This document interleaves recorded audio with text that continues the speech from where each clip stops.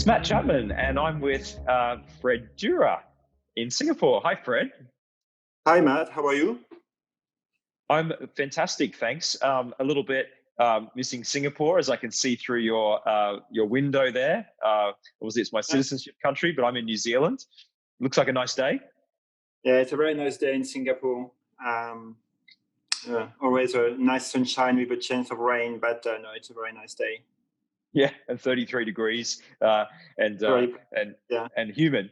So, Fred, we go back a long way. It's a real pleasure to be with you. And for everyone listening, Fred is the Asia head of HR for Millennium Management. Just tell everyone a little about Millennium Management.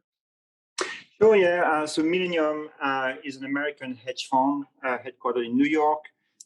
We are one of the top five hedge funds in the world by AUM. We have roughly 3,600 employees worldwide, mainly in New York. Europe is roughly 500 to 600 employees, and mainly in Tokyo, Hong Kong, and Singapore, with small operations in India, Australia, and a bit of China as well. And so this has been an unusual period for you as a regional head of HR in Singapore. Obviously, you traveled a lot and you've had a regional remit. But what's it been like building virtual influence in the company? It's been very interesting because when you're in an international role, which I've done all my career, you're so used to jump on a plane and go and meet people.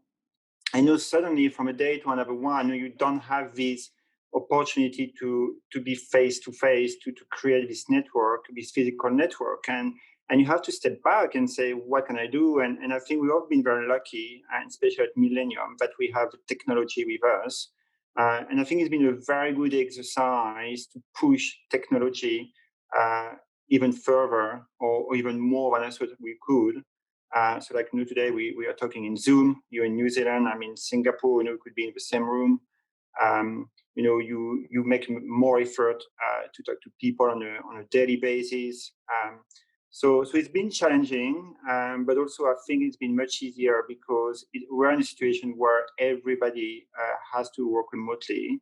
So it's not like you left apart somewhere because you can't be in the office. So between technology and the fact that we all, had to make a conscious decision to make it work, and everybody willing to make it work, I think worked pretty well.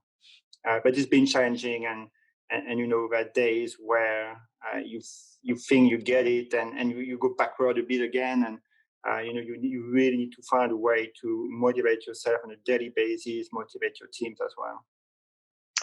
So you talked about the technology optimization, but what other areas of HR and business are you seeing real innovation and breakthrough starting to come through now as a result of this year that we've been through? Yeah, well, I think, look, I think you can do everything with technology. And I think even pre-COVID, we were doing a lot. But one thing that struck me the most is how you can work on well-being and wellness, even from a distance. Doing all these online yoga classes, to do some life coaching online. So all of these things, which pre-COVID we thought, we have to be face to face. You have to go to the gym to exercise. You have to see your employees to get them together and talk about their challenges. So suddenly it became all virtual, and it worked pretty well. So, in terms of resilience, which is a key theme that I'm exploring at the moment at an individual level, at a team level, at a company level, for you personally, what has been the secret to trying to keep yourself in some sort of equilibrium? I think one of the things is to keep your network going. I think when you work remotely from home, the biggest danger is to feel very isolated. Um, so it's really to keep the network and to keep the opportunity to liaise with your colleague and to network with your colleagues. I think it's important to get out as well. And I know during lockdown it was a bit more challenging, but to find something which allow you to breathe, basically. So for me, I'm doing quite a lot of sport. And I have to be honest, there are days where I'm like, what am I doing? And jump on my bike and go for an hour cycling and come back, and you feel fresh again.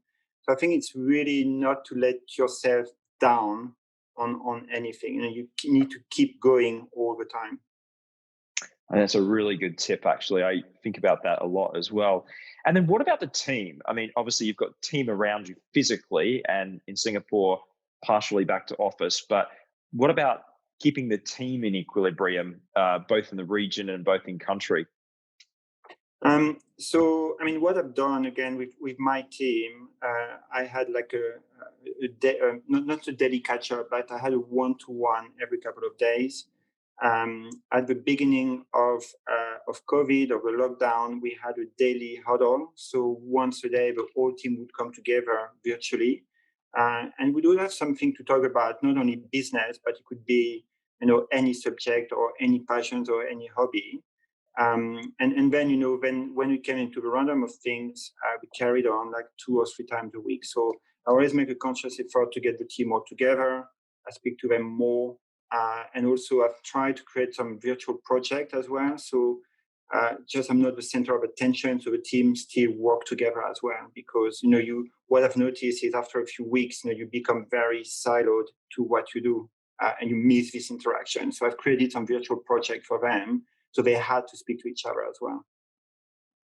And then at a macro level, from a corporate perspective, if you're just looking across the entire company, I think what a lot of leaders are facing at the moment is how do you focus everyone on the long term and the story and the journey ahead when so many of us are thinking short term or near term.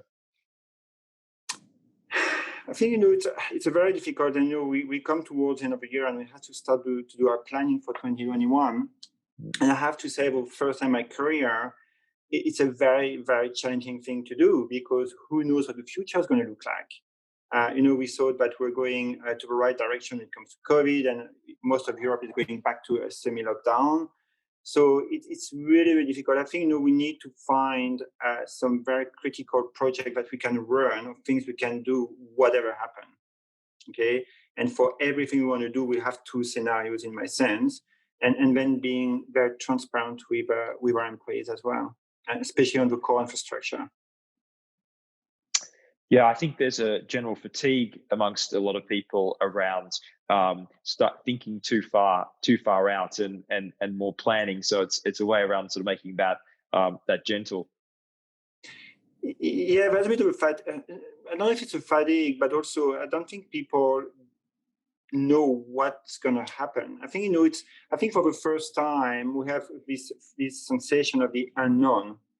So if I tell you, next year we're going to do all these great things on diversity, and we're going to create all of these events and everything, potentially we will, potentially we won't.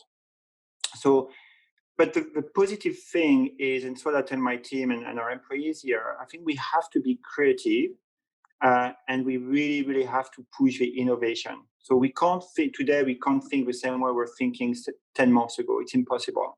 So we have to be creative. We still have to plan. We still have to look at the long term, but we have to bring the innovation. And for every scenario, for every strategy, we need to look at, a normal situation versus a more of a crisis situation as well. And then we have to be able to react very quickly and change quickly. Fred, thanks for your thoughts. You're welcome. Thank you.